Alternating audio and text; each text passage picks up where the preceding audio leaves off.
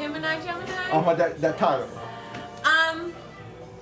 It's a reflection of the story that the CD tells. It's a love story. If you listen to it all the way through from beginning to end, it kind of goes chronologically. Okay, so a story of, you know, love found and then lost and disconnected, and you know, it goes through this kind of rock bottom period before coming back out on the other side. Okay. Bigger, better, alchemized into. So are you a Gemini? I'm a Gemini. So, and also me being a Gemini, and it's also, you know, it's a very eclectic record. There's, you know, it goes from this kind of style to more R&B, like you just heard, to straight rock, to kind of gospel, to kind of blues, to kind of funk, you know. So it's you know, the Gemini has multiple personalities. Yes, I know. So, Gemini also. Yeah? What's your birthday? May 27th. May 28th! Okay. I'm 1 day older than you.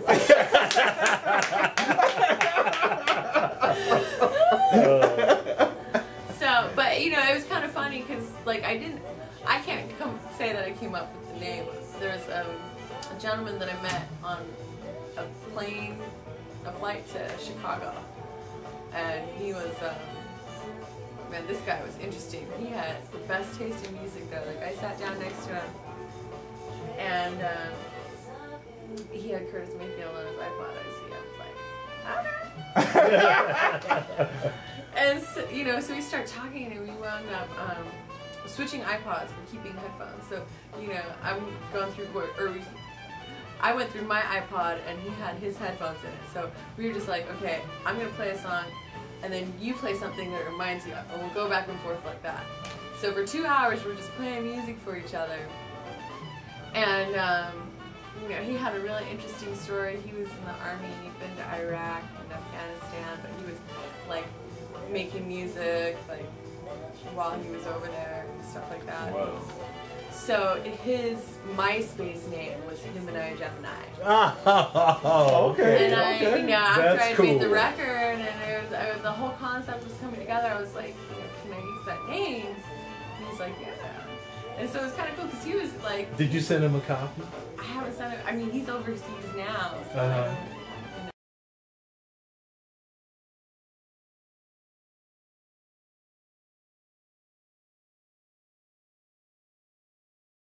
So Reeves on sax, Will Williams on trombone. I'll also have DJ Salah will be spinning before and after our set, and we'll have some special guests. I've invited quite a few of the fellas that were, and the ladies that were on the album, to come through and sit in and, you know, jam with us. So is Vince going to show up? Vince is in Connecticut or Vermont. He's up north somewhere. Okay. So, yeah. Unfortunately, no. But so, what can we expect? What do you are you going to just let it all out, or? Yeah. Yeah. We'll be playing. Yeah. I always let it all out when I play. We will be playing most of the record, as well as some new arrangements of the stuff off my first record, halfway between, and probably a few covers, a few standards, and just funk some things up a little and have a some good fun. time. Yeah. All right, cool. You know, with those kind of musicians, you just, once they go, it's over. I know. You just gotta go with it, and you know, you never know exactly what's gonna happen or where the music is gonna go, but it's so exhilarating. It's great. It's Yeah. So, Him and I, Gemini, is the culmination of your musical experience, or a musical experience? Well, you know, it's just everything that I've learned, everything that I've listened to or seen or heard or felt. It's just, it's a reflection of me up until this point in my life and my career. You know, I write based on experience, and so, yeah, it's kind of just a piece of me. I just put it out there for everyone to hear and feel for themselves. Wow. And did you want to? Well, I was just looking at this CD, Him and I, Gemini, and it has the who's who of Atlanta musicians, like Melvin Jones on trumpet, Henry Conway on drums on some things, Cassandra Lee, Chandra Lee, Louis Herbo. The list goes on, and we have most of these people right here in the studio, but they are the top musicians right here in this town. That's right. They're great. I could not be more grateful for everyone who helped me bring this project to life. You know, it was, I look back and I still wonder how I managed to pull it off, because there's 16 people on this record, including myself. And, you know, we recorded it in 3 sessions. You know, these are people that I probably will never be able to nail down and get in the same room ever again. Yeah, I know. Hey, that's okay, busy, once in a lifetime, you know what I mean? But I'm grateful, you know, and I'm so happy with how it turned out. And it's more than I could have imagined. Now, what are some of the places that you've performed around Atlanta? I played at Churchill Grounds, Cafe 290, Smith's Old Bar. I played at Masquerade, at the 5 Spot at Centennial Park.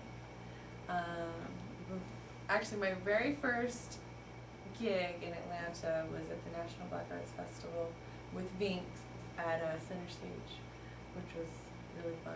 I remember that Center Stage performance. Huh, interesting. Yeah. Interesting. And so, what are some of the things that you're looking forward to? I know you're looking forward to writing more and producing, but what are some of the other goals outside of what you've already got in place that you're looking forward to do? Well, I'm looking forward to traveling more, you know, taking the show on the road and performing with different musicians. The great thing about jazz is that, you know, you can have your band, you can have your unit, but you know, the music caters to playing with different musicians and letting it, you know, have a life of its own. And most of the touring that I've done so far has been, I pick up bands where I go, and every time we play the music, it becomes something new and something fresh. And, you know, everyone gets to put their own little individual stamp on it, and I love that.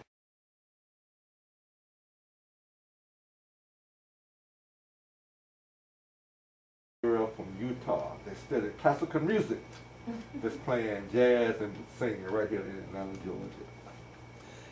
While the last song was on, we were just talking, and I said, well, you know, when did you start? I said, you were playing classical piano. So, you know, when did you start singing? Playing classical piano, were you singing opera, or, you know, or what, you know? And why don't you go ahead and relay some of the story to our audience about when you actually first started singing? Well, it was probably about 3 years ago, honestly. I'd always sung, you know, in the shower, and when I turned the radio up really loud in the car, you know, but when I first got here, I was just trying to play. I was focused more on piano and building my chops in jazz and R&B and stuff. And when I started gigging around town, I just kind of realized, I could do this, I could sing, you know. And so, and I had always been writing, but even with the work I was doing with Vinks and some of these other musicians around town, I would just always assume someone else is going to sing the song. So, but then I just kind of put my head down and started singing, started writing, started pursuing this first album, and you know, since then it just kind of took off. So you were actually just going to write and have someone else perform, do the music? Yeah, yeah, and you know, there was one producer I was working with. He was like, I never want to listen to a whole night of you singing. I was like, ooh, that's like, cold. Okay, I know, right? So it's kind of funny to be here now. Well, that's okay. When you make the big time, you make aside. sure that you send him the announcement, Right. not an invitation. The announcement. See, you know, cool. So listen, we really appreciate you coming in and talking about. Again, you're going to be performing this Friday. At what time and where? 9 o'clock. It's at the 5 Spot, 1123 Euclid Avenue.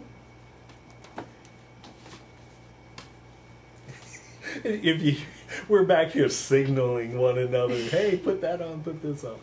And of course, I think that it's going to be an excellent performance. What do you have coming up after that? Do you have anything coming up in the future? I'm going to be at Churchill Grounds, November 5th.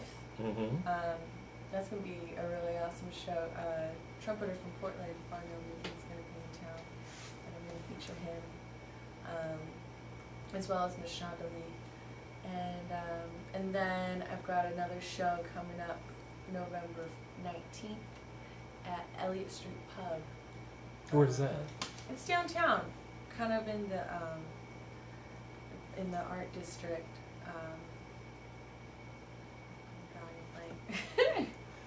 Well, let me ask you this now. If folks want to keep up with where you're performing and also see how they can get your music, you have a website? Yeah, www.jessiedavismusic.com. You can actually buy the record on my website.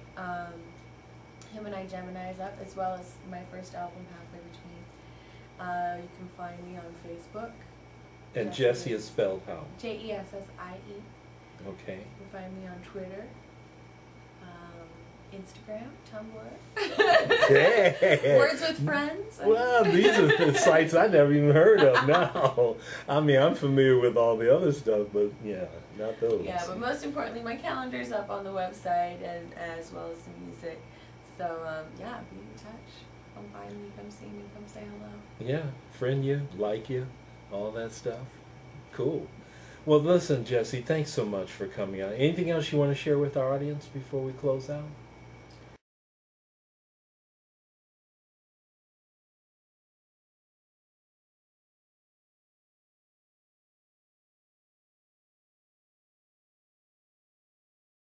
And it's like, here you are all the way from Salt Lake City, Utah, you know, and here in the midst, in the thick of things, you know. Good for you. Good for you. And I know that you'll have a very successful career, and you're welcome. WRFG is now your home, and if you ever like to come in again, sit in with us. We've got an open door. We open it to all of our friends, and especially supporting our local and resident artists. We call them resident artists. Local makes them sound like what? Make them sound sometimes a negative connotation, like they're second class, but they can't get nowhere. They just. But they are the top musicians in the world. That's right. These are resident. And the second Monday of every month, we do Atlanta Speaks Jazz, which features our Atlanta artists. We play their music. We talk about them. We bring them in to let you know out there exactly what's going on and the caliber of performers that are right here. Get out and support live music. Get out and support them by getting their product and being able to see them up close and personal. Talk with them after the show, because you ain't going to be able to get to George Benson and none of them other people and talk with them. But you, but you can talk to our artists here. Thank you so much for, I appreciate you responding in such short notice. Man, I appreciate you. It's, more exposure the better, you know. Atlanta's a great city for the musicians, you know, but the audience is funny here. You got to really work hard to promote your stuff, and so I appreciate the extra exposure. You know, it's just that many more people I was able to reach that I wouldn't be able to otherwise. Hey, our pleasure. This is why we're here. Our community radio station is for, you know, the Atlanta community. You know, and for those who don't have a voice in the community, those are the ones that we support.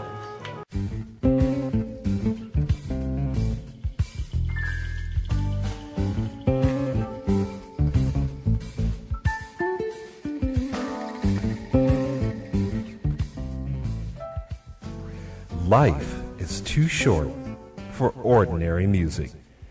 Jazz on WRFG, Atlanta.